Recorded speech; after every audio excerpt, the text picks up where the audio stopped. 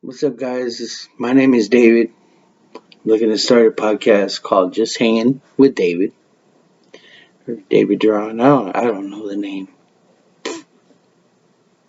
There's so many names out there. How the hell are you gonna figure it out? Um, I have friends. I have a friend named Tilly. She might be on it. She likes hanging out every once in a while.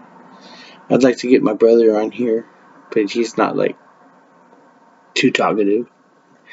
It's kind of hard, right? Whenever you have somebody that's not talkative. But I can't blame him. He just came out of prison and he's doing good. He's doing all right. He's trying to do his own thing. He's not trying to get into trouble or whatever. As for me, I'd like to find out what y'all like to talk about. Um, I don't mind politics. I don't mind any of that. Not left or right. I'm more of the center guy. I like independent, I guess. I'm more independent. Think. Um, I think a lot of things I want to talk about are important. I hope, and I can hear people talking about if I started or when I started. I can't say if because if you say if, it will never happen. I want this to happen. Um, I can hear people saying, "Oh, you're trying to be like Joe Rogan."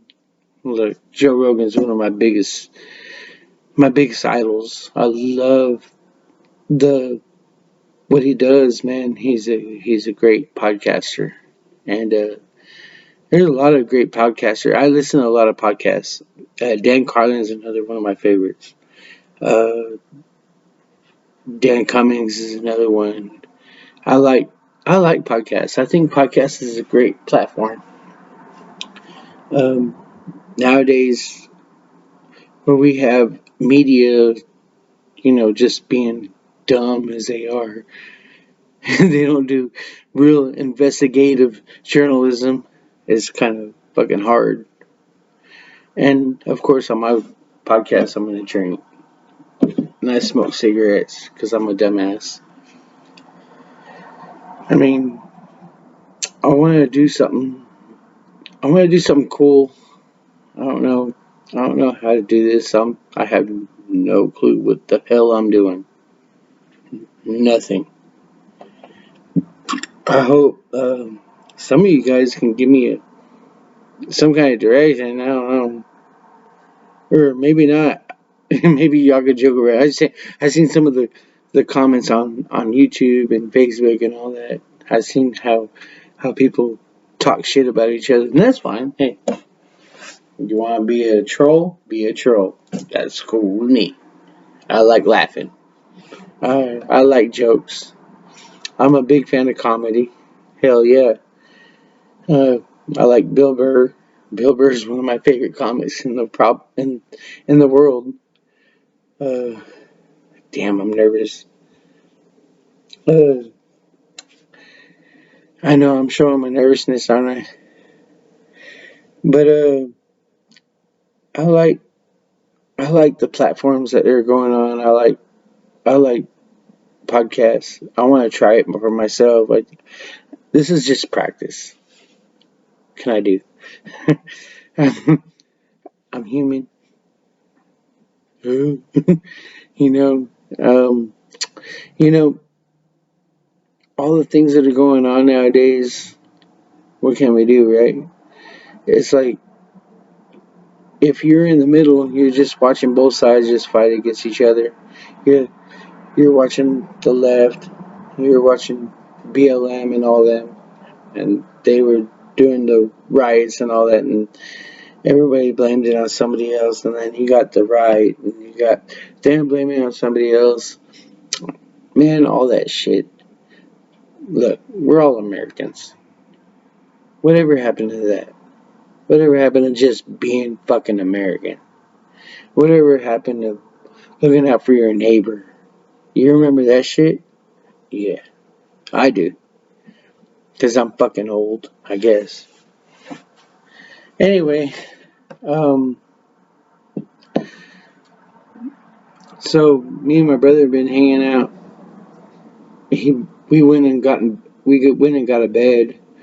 I got a a king size bed. That was interesting. I went to four fucking places. Four places. We went to what was it? Mattress Firm. We went to Ashley's here in San Angelo, Texas. And then we went to Furniture Row. And then we went to Home Zone. All those fucking places were like over $2,000 for a bed. I remember when it used to be $800 for a bed. Of course, I never bought a new bed. I me buy a new bed. I don't buy new beds. I always used to buy them like on consignment or whatever. And the only problem with buying beds on consignment is like after like a month, your back is like hurting. You can't fucking walk or whatever, and you're like screwed, and you can't you can't do shit because your back hurts, or you didn't sleep that night because you didn't. That fucking bed got so uncomfortable. You were like waking up at 2 or 3 in the morning. You're like, what the fuck is this shit? No, but this time I bought a new bed. I bought a. It wasn't expensive. It wasn't like all out. I bought a sleigh bed or King Louis sleigh or whatever they call those. And then I bought a mattress that was a medium something. It feels good. I tried it out in the place. It felt really good. It was a little high. It was like when you try to lay on it, it was like way the fuck up here. But it felt good. I liked it. Yeah, I paid 1,600 for it. The guy at Bratton's, thank you, Mr. Bratton, in San Angelo, Texas. He helped me out, and it all worked out. I'm the type of person that doesn't like to spend money on stuff. I don't like to like spend full price on anything. Um, I hate spending full price on. I'm the type of person that will go on Amazon or I'll go on eBay or something and try to find something half price or low price, or I'll go on Facebook Marketplace and I'll sit there and try to pay as least as I can.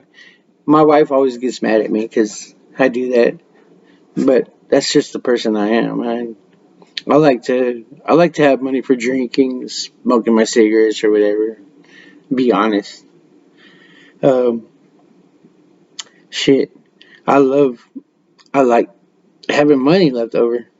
I mean, who doesn't, right?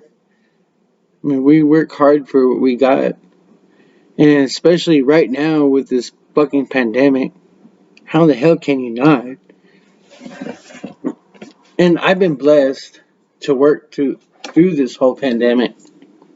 I feel for you people who haven't. I really do. I wish somebody who hasn't worked through this pandemic in my town come up to me and say, "Hey, I need help." I would help them out in a heartbeat because I couldn't imagine. I mean, this has been hard times. Um, to me, this hasn't felt like nothing. I've I've ordered stuff online or done everything online since before the pandemic, except for Walmart.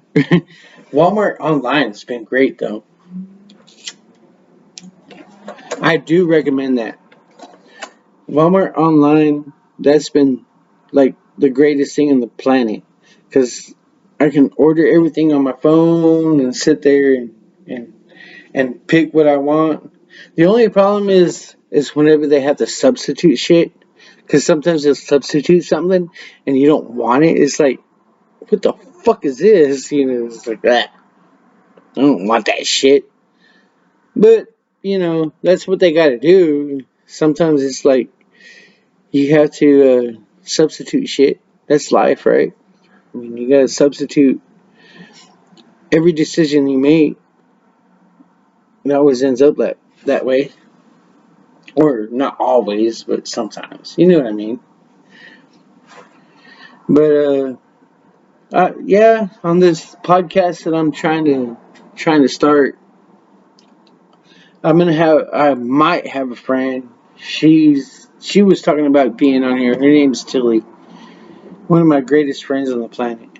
I went to junior high with her. I'm fucking almost 40. I'll be 40 next month. And I went to junior high with her. If you can imagine what 7th grade all the way to 40, how old is that? How long has that been? It's pretty fucking old. And then maybe my wife, maybe somebody, maybe, you never know who's going to pop up on here. And like I said, I can hear a lot of people saying this could be like the Joe Rogan show or whatever. I'm not trying to mimic him. I'm really not. He's just my hero. I like his platform. I like how he does stuff. He's a conversationalist. I wish I was a conversationalist. I wish I was that great. I wish I could do stuff that he does. I'm probably won't. I probably won't live up to anybody's expectations but mine. And even that's hard because I probably won't even live up to my own expectations. That's just one of those things. Um, I like, I do like talking sometimes.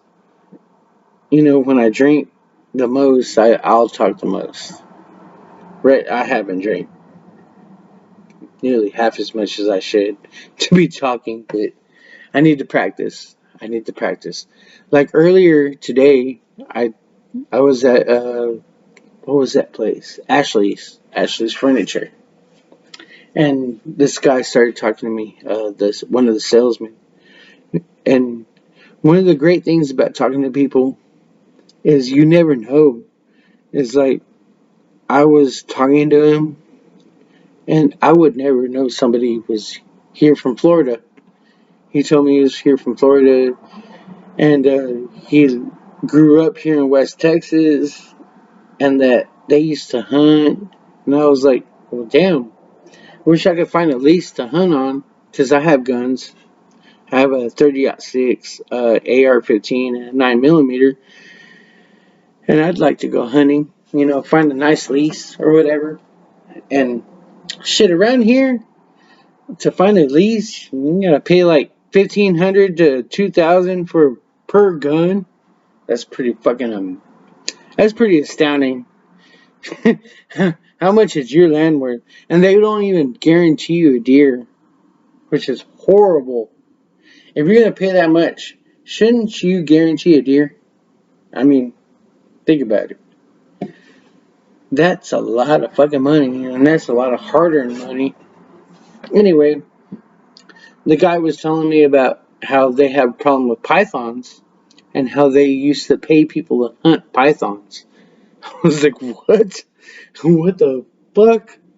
Really? You guys pay people to hunt pythons? Holy shit. I thought I would figure like Florida would pay people to hunt alligators. Because those fuckers are humongous. I saw a video the other day. I think it was on Facebook. I can't remember where I saw it. It was like somewhere. And it was like looked like a 20-foot alligator. And it stood like 3 feet tall. How in the fuck you guys put up with that? Everybody talks about Texans are a different breed, but I think Floridans are a different fucking breed to put up with that big ass creature. That shit's crazy, man. I don't even know how the hell they handle that. But he was talking about how whenever he was younger, we used to have like leases. People used to let them hunt, and coyotes at one time in Texas were a problem here, especially in West Texas. Coyotes I guess there's still a problem. I'm not sure. Anyway, but they used to pay people to hunt coyotes because they were a problem. They used, you have coyotes and they hunt your sheep or your chickens or whatever. So he said they used to pay like $10 a coat, and he used to make a bank off of that. Can you imagine? And now they do that with foxes and stuff like that. Varmint hunts are like a big thing over here, and it rightly so. I mean, if you're trying to raise any kind of farm animals, it'd be a bitch if you have so many varmints that you can't handle, and we have a whole lot of them. Over here in San Angelo, eh, in town, I live in town. I live maybe, I guess it's kind of on the edge of town. Don't know. I live on the north side. We don't have that problem. My problem is is boars. I have boars real bad. My trees are full of boars. I had like one, two, three, four, five, six. I had like 10 peach trees, and I'm down to fucking three. The boars took out all my damn peach trees. And they took out some of my rose bushes. They took out some tree I didn't know what the hell it was. Kind of crazy. Those little bastards are worse than goddamn coyotes. They're horrible. And then I had some big trees they took out. Anybody have any advice on how to get rid of boars? I'm all for it. I tried, I spent, I think, $600 last year on, I think it was, I can't remember what the method was where you dig a ditch around it and then you pour it in mixed with water or something, and then it's like an annual thing. It worked for this year. It didn't work for one of the peach trees. That poor baby. That peach tree was gone.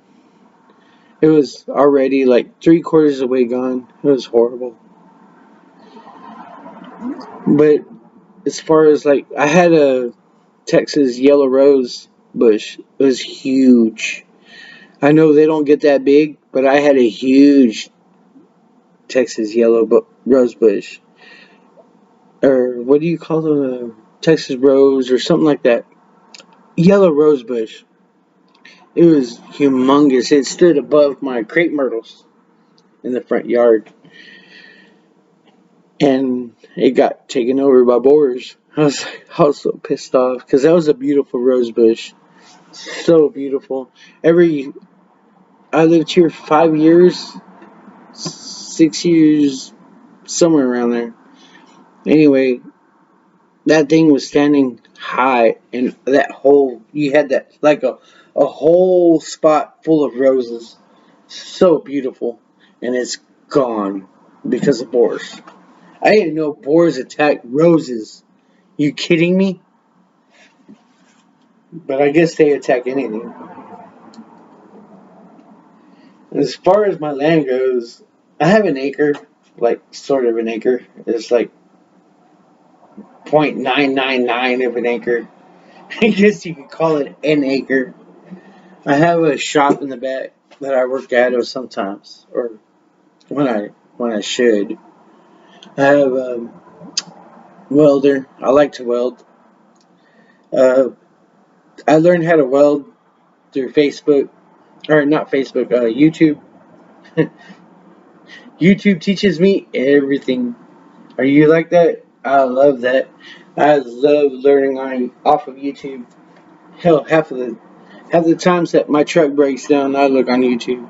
YouTube's like the greatest teacher on the planet. Whenever something happens, I just look on YouTube.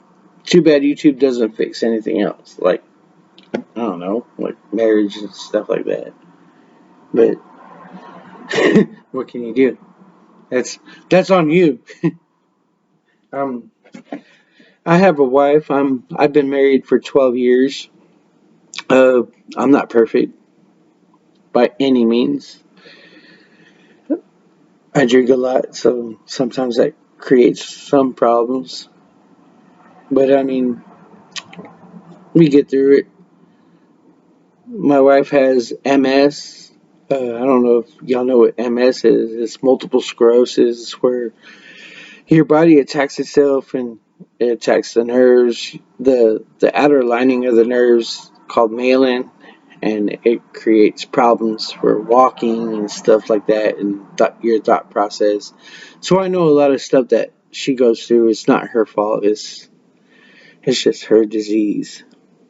Um, as far as me welding and all that, I try to practice. Sometimes it doesn't work out. What I want to do is create my own fabrication business. I like making stuff. I'm a artist by nature. I'm a writer by nature too. I like writing music, even though you know all the stuff I'm always afraid to put out there, because you know you're always afraid of people rejecting what you have. Like now, of course, I'm gonna just do it. Uh, but uh, but I like fabricating stuff. I like making. I want to make some like what are those? I can't remember what those are called. Those things that you step on to get into your truck. I have a truck. I have a big F-350. I want to make some side steps, and I want to make a headache rack and a grill guard, and I want to make a couple. See what happens. Who knows? It just takes time. I don't have all the tools. Like to I'm kind of trying to bootstrap this too on my own. I have a pretty good job. I mean, I don't like it, to be honest. I don't like doing what I'm doing only because it's inconsistent, or maybe because I want to do my own thing. I'm probably ready to get on my own, but it's been kind of hard. I I don't have the frame of mind like most people do, like Joe Rogan or Dan Carlin or some of those guys. I'm not as set, or not set. I don't want to say set because I don't know how they were whenever they started it. I want to say like I'm not sure if I have the right attitude, if that makes sense. I want to try something, and this stuff kind of gets kind of hard. I don't. I'm not very outgoing sometimes, and sometimes I stay to myself. But I want to try something. This seems like a good idea to me. I don't know. I mean, you guys can be the judge of that. I'm sure I'll see comments or whatever whenever I post this on YouTube. But I'm like so nervous right now. I don't know. I hope in the future that I can figure something out. I mean, I got a grandkid now. Oh, and that kid. My angel. That kid is my angel. I have a grandkid. His name is Carlos. He is so amazing. I cannot imagine being without him. See, when I met my wife, she had two kids from previous marriage, and they were 9 and 8. I fell in love with them first. Like I couldn't help but fall in love with those two kids. They had my attitude.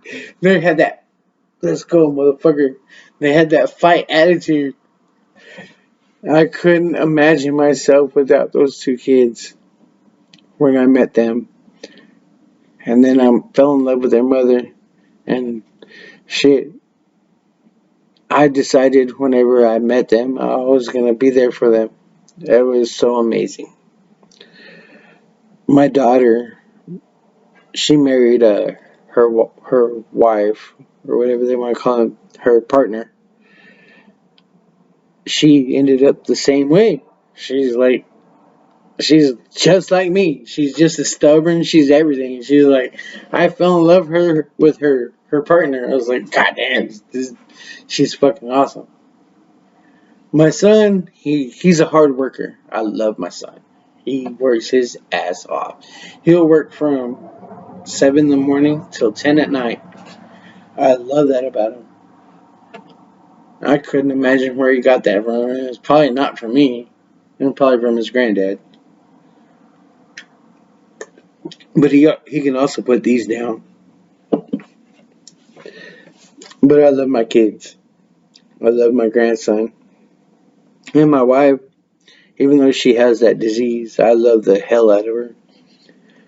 You'll find that sometimes you'll see, like, sometimes I'll see her fight. And it's pretty cool to see her fight. Like, I wouldn't want anybody that has any kind of disease or anything just lay down and die. You know, if I had disease, if I was to lay down and die, somebody better kick me in the fucking nuts, right? And I hope I'm doing right by her. Sometimes I feel sometimes I feel like I don't give her enough attention. Sometimes I feel like I give her too much. I don't know. It's kind of hard. As far as life goes, 2021 has been kind of like a hold my beer type of moment.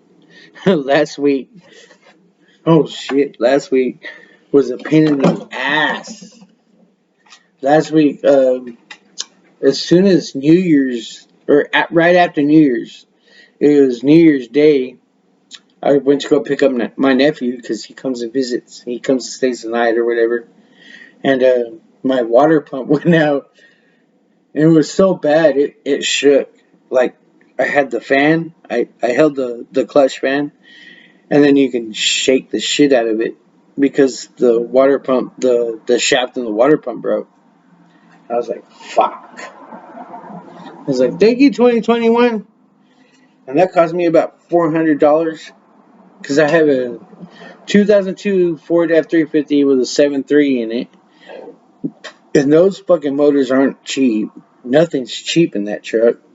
Diesel, nothing's cheap in diesel. So it was kind of nuts. Shit, I don't know. It was fucking a crazy week last week. It was a fucking expensive week. And then this weekend, like this whole week, I didn't sleep. Because we've had this bed for God knows how long. And I'm always the type of person, I like to buy beds on consignment or buy them out of just for cheap. I like cheap shit. I've never paid full price for anything. And I've always it seems like I buy these beds and it's like a month after and my back hurts or my leg hurts or it seems like something hurts. And my wife has been telling me for years that I need to learn how to spend full price for stuff. And I never learned until this happened. All week, I did not sleep for shit. So I decided, well, I'm gonna fucking get a brand new bed and go look for one. And thank you, Tim Bratton, if you see this, or whatever your name is, Mr. Bratton. Um, I live in San Angelo, Texas. We have this local place called Bratton's Furniture, and he helped me out. I went to like 4 different places, four, and all these fucking people were like nothing but salespeople. Horrible. It took a local person to help me out, and how he helped me out was kind of crazy. Let me light this. how he helped me out was kind of crazy because it was like I had this bed picked out and then it had the mattress on it and I liked the mattress that was on the bed. So I laid on it and the girl that was my salesperson, I guess, or whatever you call those, my helper. She was like, "Do you like that?" I was like, "Yes, this thing's nice. This thing's firm. Felt great." And she's like, "Okay." And I thought about it. I even text my wife and I was like, "Do you really think we would like this?" And blah blah blah. She goes, "Get it. If you like it, get it." And I was like, "Okay." So I I told her, "Fine, I'll take it."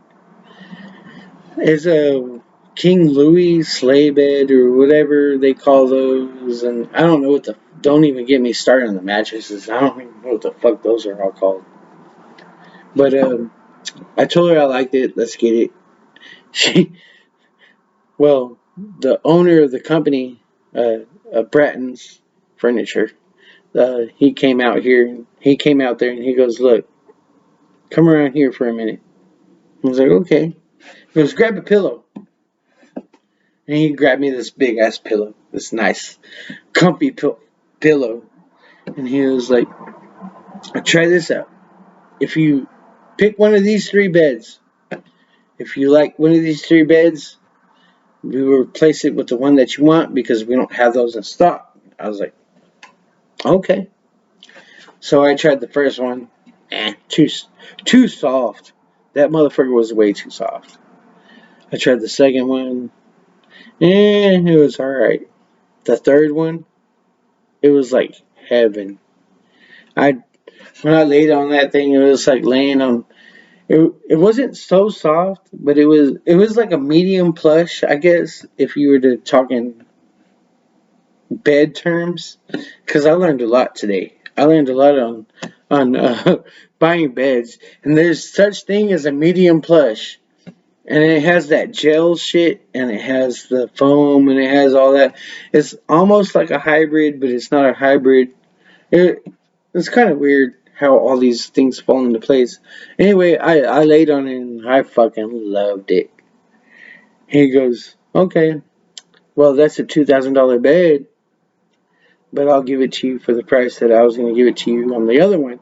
I was like, "Oh, hell, this guy's perfect. You got me sold, dude." I was sold. Sold. Because he gave me sheets, he gave me and then they gave me the sheet protector for half off. I was like, shit, this would have been a $2,000 deal, or over $2,000 in the first place, and he gave it to me half, and I was like, how can I beat that? It's a local guy. See, people don't understand. You got a local company taking care of local people. That says a lot about a person. Because I've seen people come into this city, and they've been big companies, and they don't give two shits about us. Like, I'm sure a lot of people from Dallas or Austin or San Antonio or whatever can relate to that. It's like you have these people that come into your city and they don't give a shit about you. They just want their money. But then whenever you go to a local person, it's like they take care of you. I love that. That's fucking amazing. That's the type of person I would like to be. Like, take care of your people, man. Take care of your local people. San Angelo's my city. San Angelo, Texas. We're right in the middle of Texas. Everybody says Brady's the heart of Texas. Fuck no. We are the heart of Texas. We are right in the middle. We're right there. We are a proud people. We take care of each other 100%. Like Austin and all them, I understand. You guys are the same way. San Antonio is the same way. El Paso is the same way to an extent. Because I've seen the way you talk about each other. But I like the way my town is. Midland's pretty cool. I lived in Midland for 4 years, and the way they take care of each other is kind of crazy. Now, so I could say that. Of course, those are the only motherfuckers that can keep up drinking with me. But I like it. Midland wasn't that bad. I'm just being full of shit. I liked Midland. Midland wasn't too bad. I I survived there.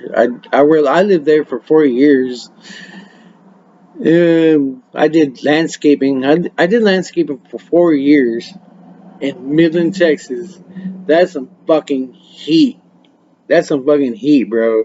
Seriously. It got hot. And it's not even a heat like in San Angelo.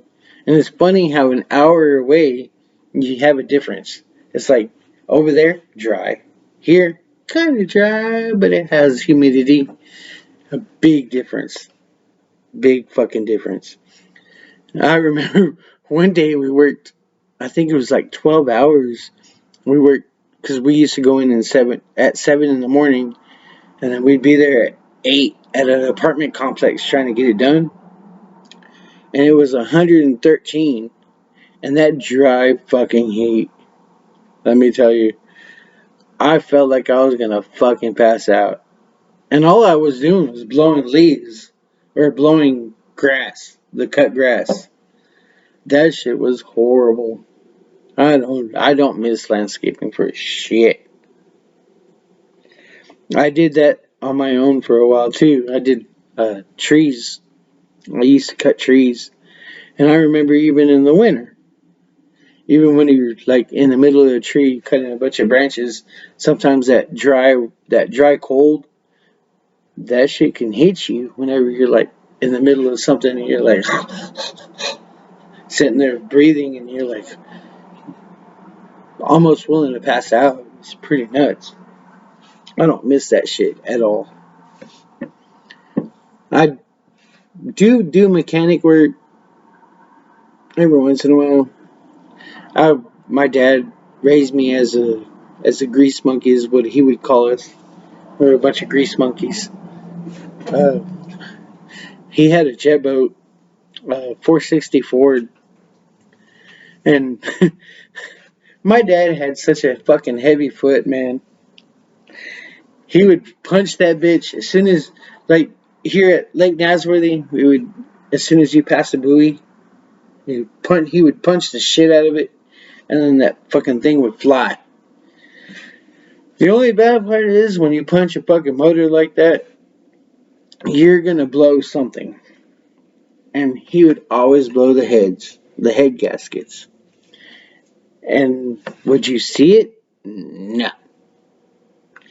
You would blow the head gasket, it would last about maybe 20, 30 minutes.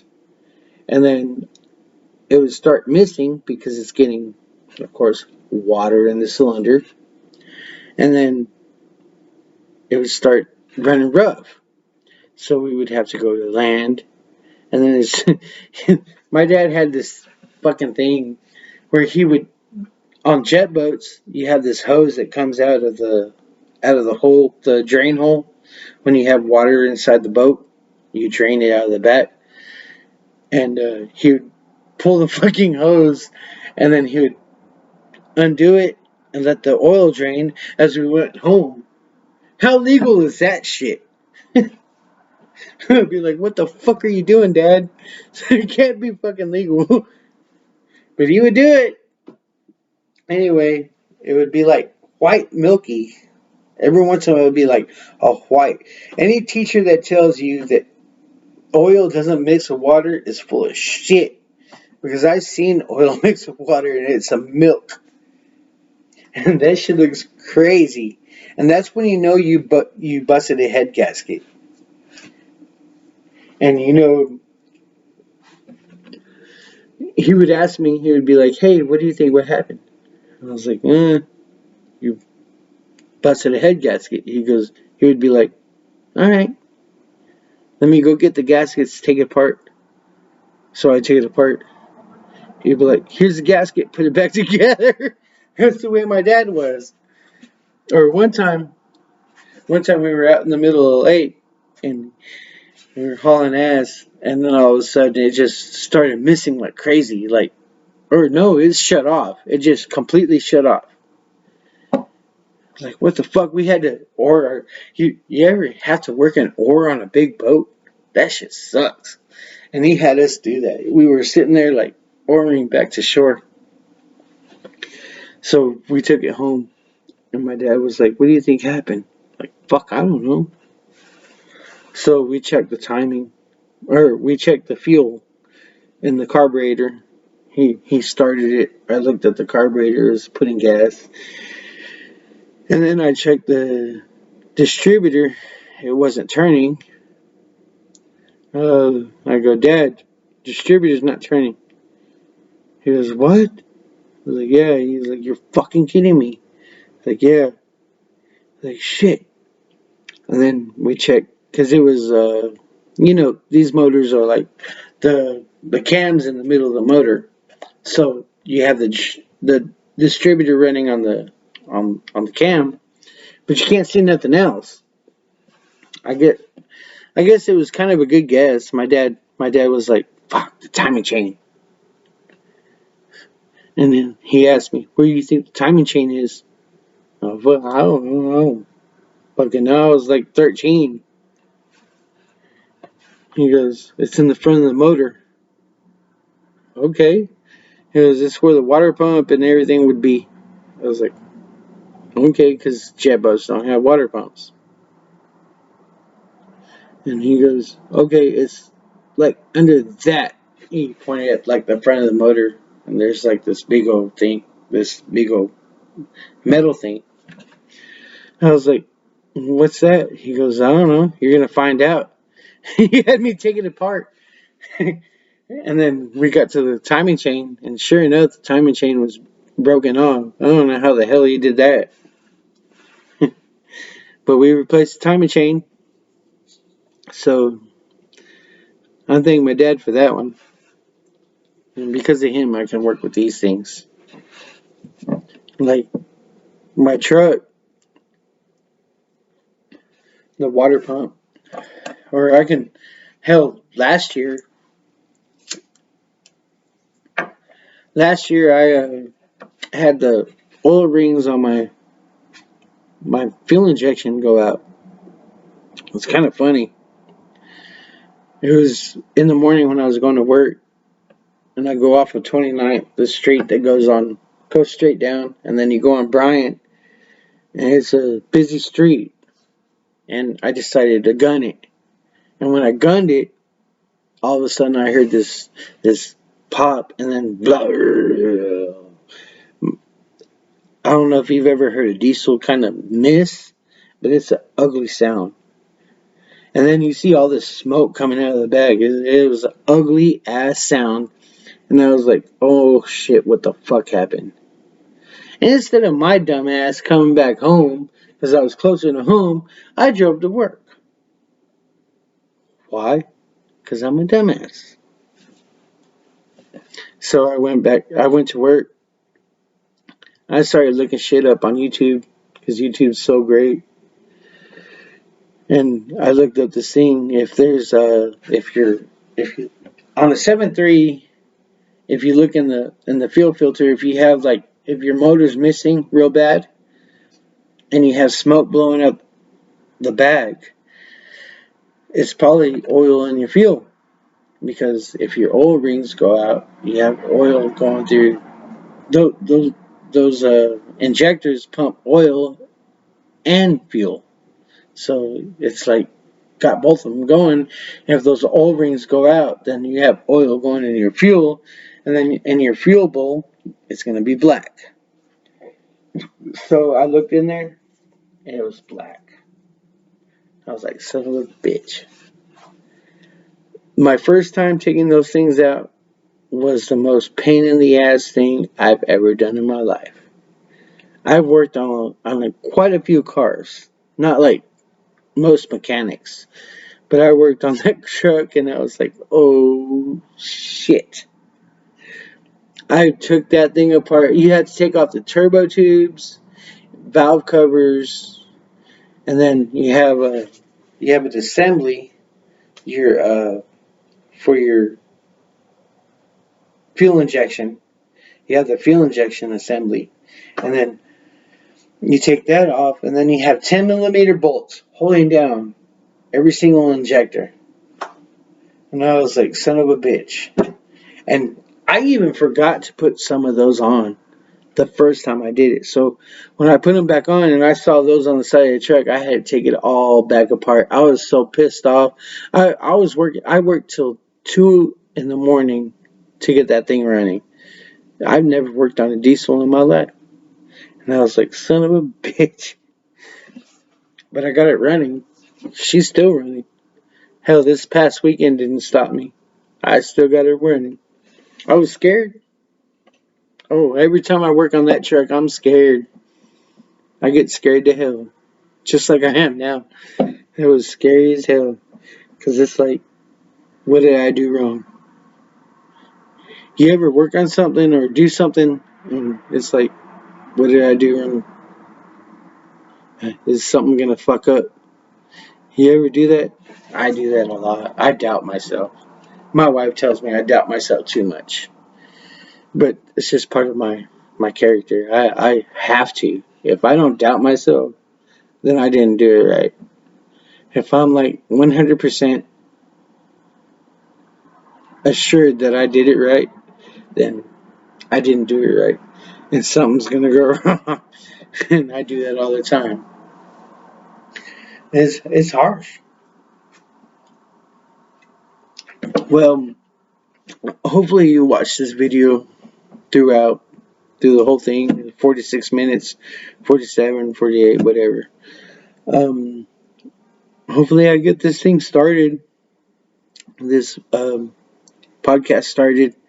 Let me know what you think. I'm going to post this on YouTube.